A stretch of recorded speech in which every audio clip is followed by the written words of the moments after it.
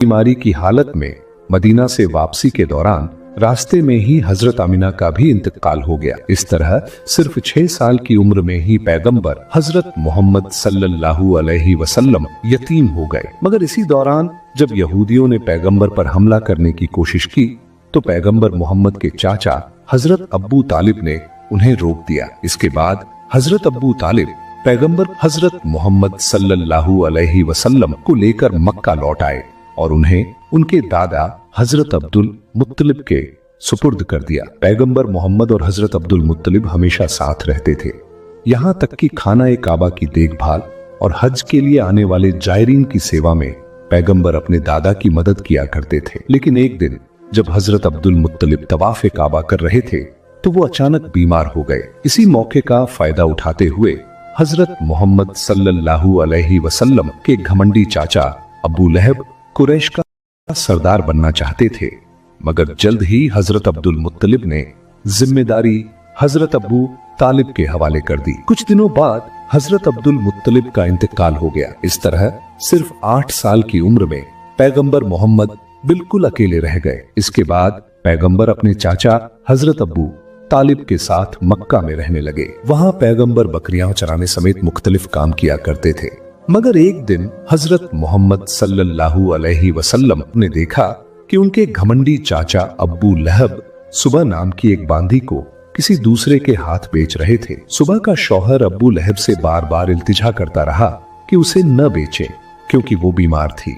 लेकिन अब्बू लहब ने जवाब दिया, अगर तुम मेरे पैसे वापस कर दो तो मैं इसे नहीं बेचूंगा। तभी पास खड़े हजरत मोहम्मद सल्लल्लाहु अलैहि वसल्लम ने कहा, चाचा आप इस सुबह को आजाद कर दें, मैं खुद आपकी रकम वापस कर दूंगा। पैगंबर मोहम्मद की इस बेमिसाल दरिया दिली की वजह से सुबह को आजाद कर दिया गया। असल में सुबह वही औरत थी जिन्होंने सबसे पहले पैगंबर मोहम्मद को दूध पिलाया था। फिर एक और दिन पैगंबर मोहम्मद ने देखा कि एक शख्स अपनी बेटी को जिंदा दफनाने के लिए ले जा रहा है। इस दौरान उसकी बीवी उसके पांव पकड़कर रो रही थी और उससे विनती कर रही थी कि वो ऐसा न करे। पैगंबर मोहम्मद उस नन्ही बच्ची को गोद में लेकर उस शख्स के पास आए और नरमी से समझाया, बेटी माँ बाप के लिए रहमत होती है। हजरत मोहम्मद सल्लल्लाहु अलैहि वसल्लम की बातें सुनकर उस शख्स का दिल मोहब्बत और रहमत से भर गया और उसने अपनी बेटी को खुद अपनी गोद में उठा लिया। इस तरह वक्त गुजरता गया और पैगंबर की उम्र 12 साल हो गई। उधर उनके चाचा हजरत अब्बू तालिब चूंकि एक ताजिर थे तो अरब की रिवायत के मुताबिक वो हर साल शाम सीरिया का सफर किया करते थे। इस बार पैगंबर अपने चाचा के साथ शाम जाएंगे।